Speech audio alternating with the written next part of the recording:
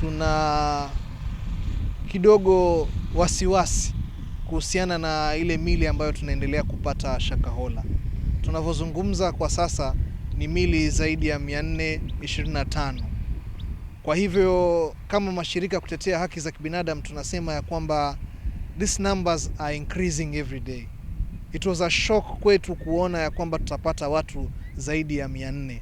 Na tunapoendelea, manake hii ni process imefika 4th phase.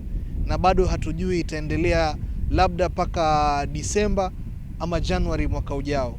Kwa hivyo tunavyoendelea kufukua na kutoa mili katika Shakahola, our concern ni kuwa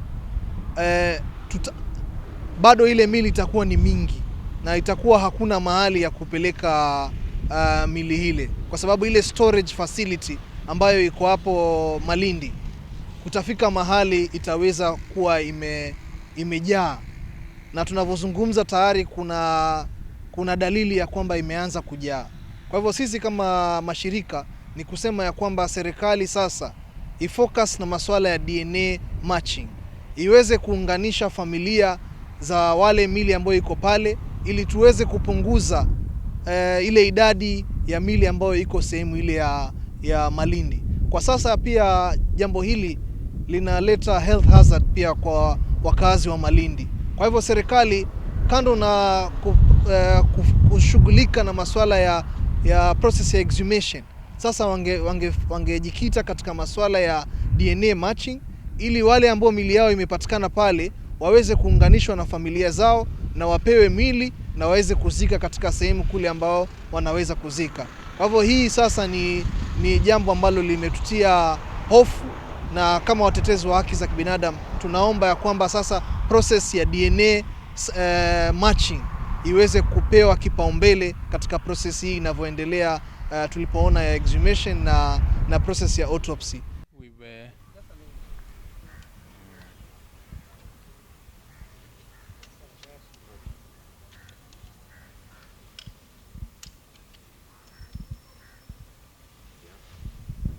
Yeah, today we did a total of 12 postmortems, and among these 12 postmortems,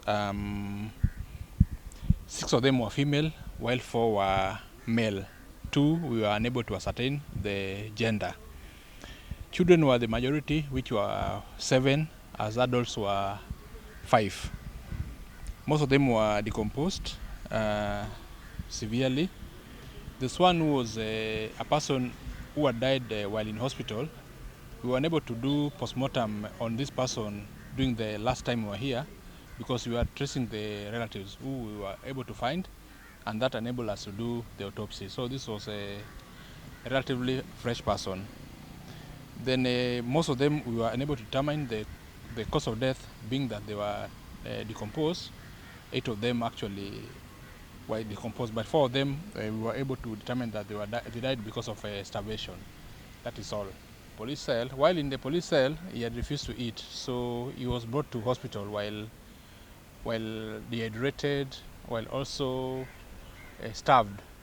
And in hospital, he still continued refusing to eat until he passed on. So what actually killed him was a complication which arises because of dehydration and starvation. Yes. Okay. Thank you very much.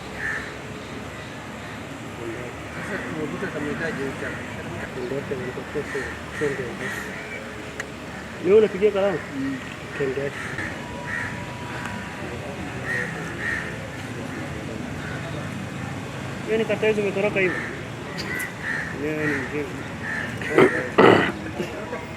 Ile huyu bado kama umesikia. Laidi kama umesikia. Mimi namjua huyu. Tenda huyo. Vitu fungu siku uko na hapa tu. Vipo ndio nilifunza. Jamaa kipigie simu. Sasa ile nikata unajifanya unakutana mtu. Mimi siku katika zangu. I've had your appeal, and your appeal is successful.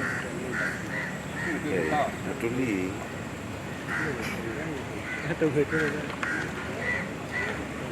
So you'll be on this side. On this one side. Mtaki ni kweli ndio. Ndio kwa.